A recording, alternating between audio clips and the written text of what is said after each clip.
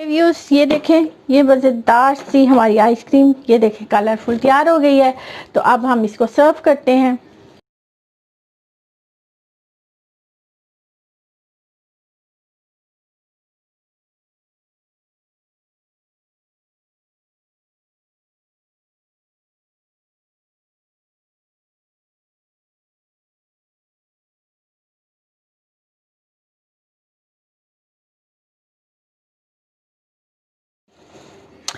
Okay viewers, तो ये बन गई हमारी मज़ेदार सी फ्रूटी आइसक्रीम। हमने तो बना ली, अब आप भी बनाएं, खाएं, खिलाएं और हम भी अब खाते हैं, इंजॉय करते हैं। आप भी इसी तरह से बनाएं, बहुत मज़ेदार है, बच्चों को बहुत पसंद आएगी।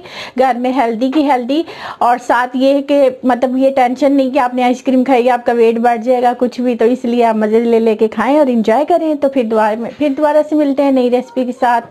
तो दुआ में याद रखना और हमारे चैनल को प्लीज़ ज़रूर सब्सक्राइब करना, लाइक करना, शेयर करना और बेल आइकन को ज़रूर प्रेस करें। तो फिर मिलते हैं नई रेसिपी के साथ। Okay, bye bye.